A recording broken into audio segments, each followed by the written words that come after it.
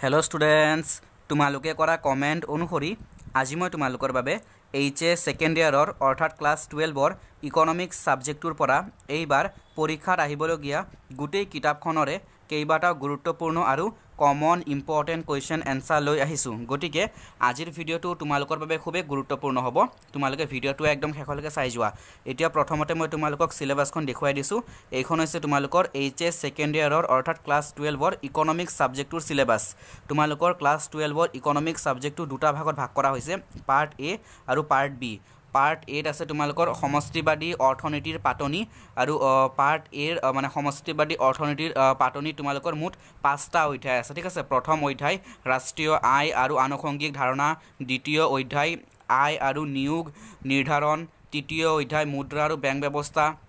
चतुर्थ अध्याय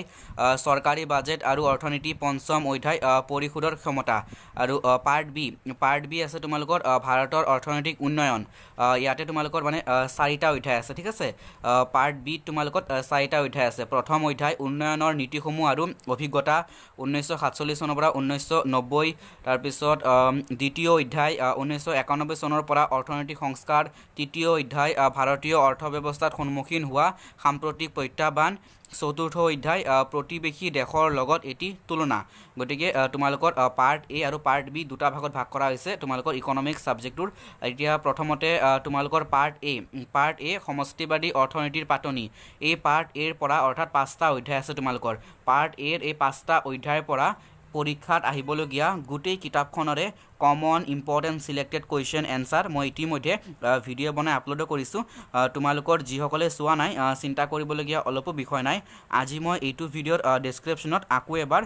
এই पार्ट ए ভিডিওটোৰ লিংকটো দি দিম ঠিক আছে তোমালোকে এইটো ভিডিওৰ ডেসক্ৰিপশ্যনত গৈ पार्ट एर ভিডিওটোৰ লিংকটো ক্লিক কৰি ধুনিয়াকৈ চাই গোটেই complete common important question answer লিখি ল'ব পাৰিবা আজি আলোচনা কৰিম पार्ट बी भारतर अर्थनैतिक उन्नयन पार्ट बी तुम्हालोके देखा पाइछा 4टा अध्याय আছে এতিয়া प्रथमটি प्रश्নৰ পৰা আমি আলোচনা কৰিম पार्ट एर 4টা अध्यायर পৰা এবাৰ পৰীক্ষাত আহিবলগীয়া কমপ্লিট कमन इम्पर्टेन्ट सिलेक्टेड क्वेश्चन एन्सार प्रदान কৰিম শেষলৈকে ভিডিওটো চাই যোৱা আৰু তোমালোকে সকলোকে শেয়াৰ কৰি দিবা তোমালোকৰ লগৰবোৰক চিনাকিবোৰক কলেজৰ ক্লাছমেট সকলোকে মানে শেয়াৰ কৰি দিবা আৰু সকলোৱে ভালদৰে পঢ়ি থাকিবা ইয়াৰ পিছত মই তোমালোকক পলিটিক্যাল সায়েন্স আৰু ইংলিছৰ ভিডিও বনাই আপলোড কৰিম যত তোমালোকে কমন ইম্পৰ্টেন্ট क्वेश्चन एन्सार পাই যাবা গোটেইখিনি গতিকে তোমালোকে সকলোৱে ভালদৰে পঢ়ি থাকিবা আৰু তোমালোকৰ চিনাকিবোৰক লগৰবোৰক কলেজৰ ক্লাছমেটবোৰক সকলোকে শেয়াৰ কৰি দিবা ঠিক আছে এতিয়া আমি প্ৰথম প্ৰশ্নৰ পৰা আলোচনা কৰিম प्रथम प्रश्न এই প্ৰশ্নটো 2022 চনত আহিছিল হা 2022 আহিছিল 2022 চনত আৰু তোমালোকৰ প্ৰি ফাইনালটো আহিছিল কিছুমান কলেজৰ আৰু হায়াৰ সেকেন্ডাৰীৰ প্ৰি ফাইনাল প্ৰশ্ন মোক তোমালোকে পঠিয়াইছিল মই আলোচনা কৰাই দিছিল ইতিমধ্যে সো প্ৰশ্নটো হৈছে যিকোনো দুটা নৱৰত্ন উদ্যোগৰ নাম লিখা যিকোনো দুটা নৱৰত্ন উদ্যোগৰ নাম লিখা উত্তৰ অয়েল इंडेक्स लिमिटेड और भारत इलेक्ट्रॉनिक्स लिमिटेड तुम्हालोके 1 मार्क्स बा 2 मार्क्सर प्रश्न हिसापे एटु पाबा যদি তোমালোকক মানে যিকোনো এটা নৱৰত্ন উদ্যোগৰ নাম লিখিব দিয়ে তেতিয়া তোমালোকে যিকোনো এটা লিখিবা তোমালোকে 2 মাৰ্কসৰ হিসাপে দুটা মনত ৰাখিবা অয়েল ইন্ডেক্স লিমিটেড और भारत इलेक्ट्रॉनिक्स लिमिटेड ঠিক আছে মনত ৰাখিবা এটা পৰৱৰ্তী প্ৰশ্নলৈ গৈ আছো পৰৱৰ্তী প্ৰশ্ন তোমালোকৰ মানে বহুত গুৰুত্বপূৰ্ণ প্ৰশ্ন আৰু একদম কমন প্ৰশ্ন তোমালোকে মূলধনৰ ওপৰত প্ৰশ্ন পাবাই মূলধনৰ ওপৰত তোমালোকে মানে ফাইনাল এক্সামত প্ৰশ্ন পাবাই সোৱা प्रश्नটো চোৱা যে মানৱ মূলধন কি মানৱ মূলধন গঠনৰ উৎসসমূহ আলোচনা কৰা 6 মাৰ্কৰ কোৱেশ্চন হিচাপে আহিছিল 2022 আহিছিল তোমালোকৰ প্ৰি ফাইনালৰ পৰীক্ষাটো আহিছিল তোমালোকে 6 মাৰ্কৰ হিচাপে নহলে 4 মাৰ্কছৰ হিচাপে প্ৰশ্ন পাবাই ঠিক আছে গতিকে তোমালোকে ভালদৰে প্ৰশ্ন উত্তৰটো মই আলোচনা কৰাই দিছো তোমালোকে চাই যোৱা শেষলৈ মানৱ মূলধন কি মানে দেশৰ মানৱ সম্পদসমূহক মূলধনলৈ ৰূপান্তৰ কৰাকে মানৱ মূলধন বোলে ঠিক আছে দেশৰ মানৱ সম্পদসমূহক মূলধনলৈ ৰূপান্তৰ কৰাকে মানৱ মূলধন বোলে মানৱ মূলধনৰ উৎস হ'ল সোৱা মানৱ মূলধনৰ উৎসসমূহ তোমালোকক আলোচনা কৰিব দিছে সোৱা প্ৰথম হ'ল শিক্ষাৰ স্তৰ ঠিক আছে মানৱ মূলধনৰ এটা প্ৰধান উৎস হ'ল শিক্ষাৰ স্তৰ তোমালোকে এইদৰে মানে পইণ্টত লিখিবা তাৰ পিছত দ্বিতীয় হ'ল মানৱ মূলধনৰ আন এটা প্ৰধান উৎস হ'ল মানে বৃত্তিগত প্ৰশিক্ষণ তাৰ পিছত তৃতীয় হ'ল নিয়োগ বজাৰ তাৰপিছত চতুৰ্থ হ'ল 4 নম্বৰ নিয়োগৰ কৌশল, পঞ্চম হ'ল প্ৰব্ৰজনৰ বাবে হোৱা ব্যয় মানৱ মূলধনৰ এটা প্ৰধান উৎস। ঠিক আছে, এই পাঁচটা তোমালোকে মনত ৰাখিবা, ভেৰি ভেৰি ইম্পৰ্টেণ্ট প্ৰশ্ন। পৰৱৰ্তী প্ৰশ্ন যে ভাৰতৰ মানে দৰিদ্ৰতাৰ সমস্যাৰ মানে 4টা কাৰণ উল্লেখ কৰা। চোৱা, তোমালোকে দৰিদ্ৰতাৰ ওপৰত প্ৰশ্ন পাবা আৰু দৰিদ্ৰতাৰ সমস্যাৰ কাৰণো পাবা আৰু দৰিদ্ৰতাৰ মানে সমস্যা মানে কিদৰে মানে দূৰ কৰিব পাৰি তাৰ কাৰণে তোমালোকে পৰামৰ্শ আগবঢ়াব লাগিব। 2 মাৰ্কছৰ প্ৰশ্ন এটা আহিছিলে, গতিকে এইবাৰ তোমালোকে লং কুৱেশ্যন হিচাপে পাব পাৰা। আছে প্ৰশ্নটো দেখুৱাই দিছোঁ, এইটো প্ৰশ্ন তোমালোকৰ যে দৰিদ্ৰতা দূৰীকৰণৰ মানে কাৰ্যক্ৰমসমূহ কি কি, তোমালোকে মানে 2 মাৰ্কছৰ প্ৰশ্ন হিচাপে আহিছিলে, যদি এইবাৰ তোমালোকে 4 মাৰ্কছ নাইবা 6 মাৰ্কৰ প্ৰশ্ন হিচাপে পাবা। একদম ইম্পৰ্টেণ্ট প্ৰশ্ন। আগতে মই মানে ভাৰতবৰ্ষৰ দৰিদ্ৰতাৰ কাৰণসমূহ আলোচনা কৰাই দিওঁ। চোৱা, জনবিস্ফোৰণ এটা প্ৰধান কাৰণ। ভাৰতবৰ্ষৰ দৰিদ্ৰতাৰ সমস্যাৰ মানে 4টা কাৰণ তলত উল্লেখ কৰা হ'ল। চোৱা, জনবিস্ফোৰণ ভাৰতবৰ্ষৰ দৰিদ্ৰতাৰ এটা প্ৰধান কাৰণ। তাৰপিছত মানে নিবনুৱা সমস্যাও মানে ভাৰতবৰ্ষৰ দৰিদ্ৰতাৰ সমস্যাৰ এটা প্ৰধান কাৰণ। তাৰপিছত ব্যাপক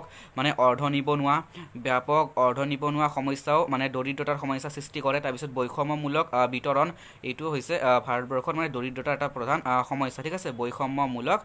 বিতৰণ। এতিয়া আমি পৰৱৰ্তী প্ৰশ্নলৈ গৈ আছোঁ। পৰৱৰ্তী প্ৰশ্ন হৈছে দৰিদ্ৰতা দূৰীকৰণ কাৰ্যক্ৰমসমূহ কি কি, নাইবা তোমালোকক মানে প্ৰশ্নটো বেলেগকৈ আহিলেও তোমালোকে লিখিব পাৰিবা, যিহেতু মানে পুৰণি কুৱেশ্যন পেপাৰত আহিছিলে 2 মাৰ্কছৰ হিচাপে, যে ভাৰতবৰ্ষৰ দৰিদ্ৰতাৰ সমস্যা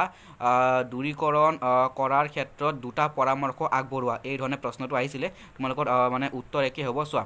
দৰিদ্ৰতাৰ মানে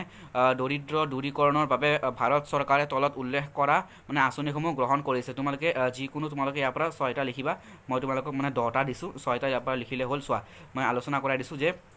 প্ৰথম ক্ষুদ্ৰ কৃষক উন্নয়ন এজেঞ্চি, তাৰপিছত প্ৰাথমিক কৃষক আৰু কৃষি শ্ৰমিকৰ উন্নয়ন এজেঞ্চি, তাৰপিছত খৰাংপীড়িত অঞ্চলৰ বাবে কাৰ্যক্ৰম, তাৰপিছত গ্ৰাম্য নিয়োগৰ বাবে জৰুৰী আঁচনি, তাৰপিছত সুসংহত গ্ৰাম্য উন্নয়ন কাৰ্যক্ৰম, জাতীয় গ্ৰাম্য কৰ্মসংস্থাপন কাৰ্যক্ৰম। তোমালোকে ইয়াৰ পৰা 10টা আছে, যিকোনো 6টা তোমালোকে ধুনীয়াকৈ লিখিবা। এতিয়া পৰৱৰ্তী প্ৰশ্নলৈ গৈ আছোঁ আমি। পৰৱৰ্তী প্ৰশ্ন হৈছে মানে পাকিস্তানত অৰ্থনৈতিক বৃদ্ধিৰ হাৰ মানে মন্থৰ আৰু দৰিদ্ৰৰ মানে পুনৰ বৃদ্ধিৰ কাৰণবোৰ কি, মানে মন্থৰ আৰু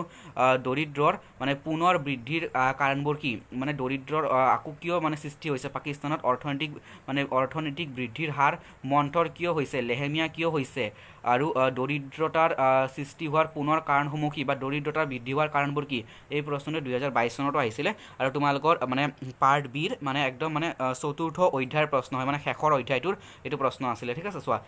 মই উত্তৰ আলোচনা কৰাই দিছোঁ, একদম ইম্পৰ্টেণ্ট প্ৰশ্ন দেই। চোৱা, মানে তোমালোকৰ ইম্পৰ্টেণ্ট প্ৰশ্ন প্ৰি ফাইনেলতো আহিছিলে, 2022টো আহিছিলে, একদম ইম্পৰ্টেণ্ট প্ৰশ্ন। মানে পণ্ডিতসকলৰ মতে পাকিস্তানৰ মানে বৃদ্ধিৰ হাৰ মানে মন্থৰ হোৱা আৰু দৰিদ্ৰ মানে পুনৰ বৃদ্ধিৰ কাৰণসমূহ হ'ল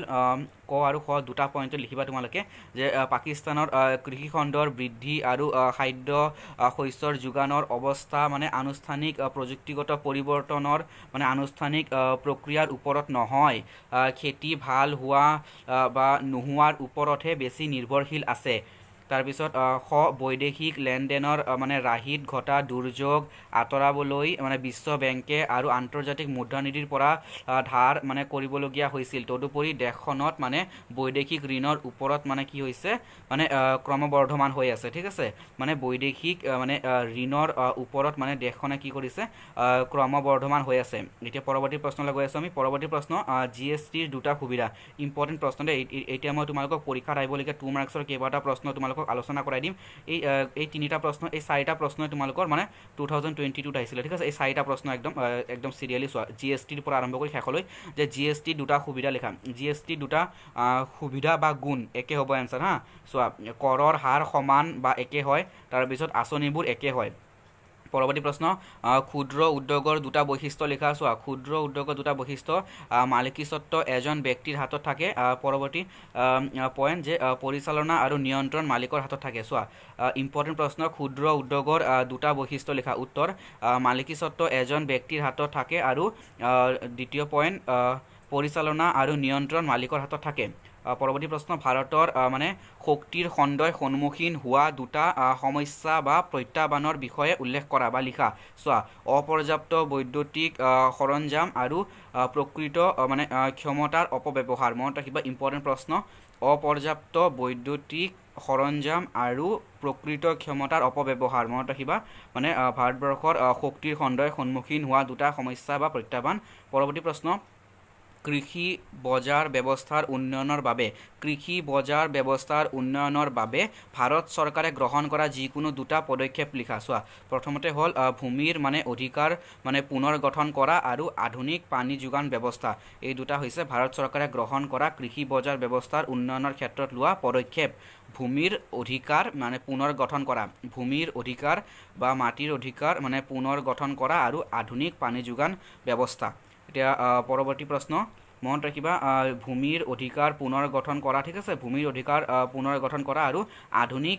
পানী যোগান ব্যৱস্থা এইটো তোমালোকৰ মানে ভাৰত চৰকাৰে মানে কৃষি বজাৰৰ ব্যৱস্থা উন্নয়নৰ ক্ষেত্ৰত গ্ৰহণ কৰা পদক্ষেপ ইম্পৰ্টেণ্ট প্ৰশ্ন তোমালোকৰ কাৰণে বহুত ইম্পৰ্টেণ্ট প্ৰশ্ন এইটো প্ৰি ফাইনেলতো আহিছিলে পৰৱৰ্তী প্ৰশ্ন কৃষিৰ বৈচিত্ৰ্যকৰণ বুলিলে কি বুজা উত্তৰ মানে কৃষিৰ বৈচিত্ৰ্যকৰণ হৈছে মানে ভূমিৰ পুনৰ বিতৰণ আৰু মূলধনৰ পুনৰ ব্যৱহাৰ পৰৱৰ্তী প্ৰশ্ন বহনক্ষম উন্নয়ন তোমালোকে বহনক্ষম উন্নয়নৰ ওপৰত প্ৰশ্ন হ'ব তোমালোকৰ পৰীক্ষাত সাষ্টেইনেবল ডেভেলপমেণ্ট বহনক্ষম উন্নয়ন কি যি উন্নয়নে ভৱিষ্যত প্ৰজন্মৰ উন্নয়নত মানে বাধাৰ সৃষ্টি নকৰি বৰ্তমান প্ৰজন্মৰ উন্নয়নত গুৰুত্ব আৰোপ কৰে তেনে উন্নয়নকে বহনক্ষম উন্নয়ন বোলে ঠিক আছে বহনক্ষম উন্নয়ন বোলে বহনক্ষম উন্নয়নৰ চাৰিটা মুখ্য উপাদান হ'ল সমাজ পৰিৱেশ সংস্কৃতি আৰু অৰ্থনীতি পৰৱৰ্তী প্ৰশ্ন অৰ্থনৈতিক উন্নয়নত কৃষি খণ্ডৰ ভূমিকা সম্পৰ্কে আলোচনা কৰা তোমালোকে অৰ্থনৈতিক উন্নয়নত কৃষি খণ্ডৰ ভূমিকা সম্পৰ্কে তোমালোকে প্ৰশ্ন এটা পৰীক্ষাত পাবাই মানে কৃষি খণ্ডৰ বা মানে ভাৰতবৰ্ষৰ অৰ্থনৈতিক ক্ষেত্ৰত কৃষি খণ্ডৰ প্ৰয়োজনীয়তা বা গুৰুত্ব সম্পৰ্কে এটা প্ৰশ্ন পাবাই গতিকে শেষলৈকে চাই যোৱা এইটো ইম্পৰ্টেণ্ট প্ৰশ্ন যে দেশৰ জাতীয় আয়লৈ বৰঙণি আগবঢ়োৱাৰ উপৰিও অৰ্থনৈতিক উন্নয়নৰ ক্ষেত্ৰত গুৰুত্বপূৰ্ণ ভূমিকা পালন কৰে গতিকে কৃষি খণ্ডৰ এক গুৰুত্বপূৰ্ণ ভূমিকা আছে লং কুৱেশ্যন দেই এইটো তাৰপিছত প্ৰায়ভাগ মানুহৰ জীৱন নিৰ্বাহৰ উৎস হৈছে কৃষিখণ্ড তাৰপিছত চৰকাৰৰ ৰাজহ আহৰণৰ উৎস হৈছে কৃষিখণ্ড তাৰপিছত দেশৰ মূলধন গঠনত গুৰুত্বপূৰ্ণ ভূমিকা গ্ৰহণ কৰাত মানে ভাৰতবৰ্ষৰ কৃষিখণ্ডই এক গুৰুত্বপূৰ্ণ ভূমিকা গ্ৰহণ কৰিছে তাৰপিছত উদ্যোগসমূহলৈ কেঁচা সামগ্ৰীৰ যোগান ধৰাৰ ক্ষেত্ৰতো মানে কৃষিখণ্ডই এক গুৰুত্বপূৰ্ণ ভূমিকা গ্ৰহণ কৰিছে লং কুৱেশ্যন পৰৱৰ্তী প্ৰশ্ন এতিয়া পৰৱৰ্তী প্ৰশ্ন বিশ্বায়নৰ কাৰণসমূহ উল্লেখ কৰা চোৱা বিশ্বায়নৰ কাৰণসমূহ মই 4টা দিছোঁ কিন্তু মানে 2 মাৰ্কছৰ প্ৰশ্ন হিচাপে আহিছিলে তথাপিও 4টা দি দিছোঁ তোমালোকৰ যদি এবাৰ 4 মাৰ্কছ হিচাপে আহি যায় গতিকে চোৱা বিশ্বায়নৰ কাৰণসমূহ হ'ল মানে প্ৰযুক্তিগত উন্নতি হৈছে বিশ্বায়নৰ এটা প্ৰধান কাৰণ তাৰপিছত উদাৰীকৰণ নীতিৰ প্ৰসাৰ হৈছে বিশ্বায়নৰ এটা প্ৰধান কাৰণ তাৰপিছত আন্তঃৰাষ্ট্ৰীয় সংগঠনবিলাকৰ ভূমিকা তাৰপিছত মানে মনস্তাত্ত্বিক একত্ৰীকৰণ এই 4টা হৈছে বিশ্বায়নৰ বা গোলকীয়কৰণৰ প্ৰধান কাৰণ হা পৰৱৰ্তী প্ৰশ্ন বিশ্বায়নৰ সপক্ষে আৰু বিপক্ষে দুটা যুক্তি দিয়া এই প্ৰশ্নটো তোমালোকৰ পুৰণি কুৱেশ্যন পেপাৰতো আহিছিলে ইম্পৰ্টেণ্ট প্ৰশ্ন বিশ্বায়নৰ সপক্ষে আৰু বিপক্ষে যুক্তি তোমালোকে বিশ্বায়নৰ ওপৰত প্ৰশ্ন পাবা চোৱা এতিয়া বিশ্বায়নৰ ওপৰত সপক্ষে যুক্তি চোৱা সপক্ষে যুক্তি কি কৈছে বিশ্বায়নৰ ফলত অৰ্থনৈতিক পৰস্পৰ নিৰ্ভৰশীলতা দেশসমূহৰ মাজত বৃদ্ধি হৈছে তাৰপিছত দ্বিতীয় পইণ্ট চোৱা দেশসমূহৰ মাজত সংহতি স্থাপনত সহায়ক হৈছে বিশ্বায়নৰ এইটো সপক্ষে বিশ্বায়নৰ ওপৰত যদি প্ৰশ্ন আহে বিশ্বায়নৰ সপক্ষে আহক বা বিশ্বায়নৰ দুটা সুবিধা আৰু দুটা অসুবিধা তেতিয়া দুটা সুবিধা হিচাপে আহিলে দুটা সপক্ষে যুক্তি লিখিবা আৰু অসুবিধা আহিলে দুটা বিপক্ষে যুক্তি লিখিবা ঠিক আছে পৰৱৰ্তী আমাৰ পইণ্ট হৈছে চোৱা যে দেশসমূহৰ মাজত সংহতি স্থাপনত বিশ্বায়নে মানে সহায়ক হৈছে বিশ্বায়নে সহায় কৰে তাৰপিছত বিপক্ষে যুক্তি চোৱা বিপক্ষে যুক্তি বা বিশ্বায়নৰ দুটা অসুবিধা বা বিপক্ষে যুক্তি চোৱা যে কৃষি কাৰ্যত বিফলতাৰ বাবে মানে কৃষকৰ মানে আত্মহত্যা আৰু মানে বাণিজ্যৰ খুচুৰা ব্যৱসায়ৰ মানে আন্দোলনৰ পৰা হোৱা মানে অনিষ্টকাৰী ফলাফল ঠিক আছে মানে বাণিজ্যৰ খুচুৰা ব্যৱসায়ৰ আন্দোলনৰ পৰা হোৱা অনিষ্টকাৰী ফলাফল এইকেইটা হৈছে বিশ্বায়নৰ মানে বিপক্ষে যুক্তি ঠিক আছে বিশ্বায়নৰ বিপক্ষে যুক্তি যে কৃষি কাৰ্যত বিফলতাৰ বাবে কৃষকৰ আত্মহত্যা আৰু মানে বাণিজ্যৰ খুচুৰা ব্যৱসায়ৰ আন্দোলনৰ পৰা হোৱা মানে অনিষ্টকাৰী ফলাফল এইকেইটা হৈছে বিশ্বায়নৰ বিপক্ষে যুক্তি গতিকে গোটেই common important selected question answer আলোচনা কৰাই দিলোঁ পাৰ্ট বিৰ পৰা পৰীক্ষাত আহিবলগীয়া গোটেই common important selected question answer তোমালোকে ধুনীয়াকৈ চাই লিখি ল'বা আৰু সকলোৱে ভালদৰে পঢ়ি থাকিবা তোমালোকে সকলোৱে ভালদৰে যাতে পঢ়ি থাকা আৰু তাৰ কাৰণে মই শুভেচ্ছা দিলোঁ আৰু সকলোৰে পৰীক্ষা ভাল হওক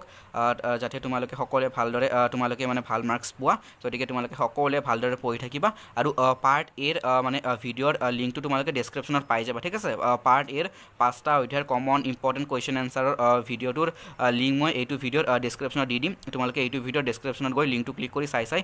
গোটেই কমন ইম্পৰ্টেণ্ট কুৱেশ্যন এনচাৰ লিখি ল'ব পাৰিবা গতিকে ভিডিঅ'টো চোৱাৰ কাৰণে সকলোকে যথেষ্ট ধন্যবাদ ভিডিঅ'টো আমি ইয়াতে সামৰিছোঁ আজি আৰু তোমালোকে সকলোকে শ্বেয়াৰ কৰি দিবা আৰু সকলোৱে ভালদৰে পঢ়ি থাকিবা আৰু পুনৰ লগ পাম আমি এটা নতুন ভিডিঅ'ত গতিকে আজিৰ কাৰণে ভিডিঅ'টো ইয়াতে সামৰিছোঁ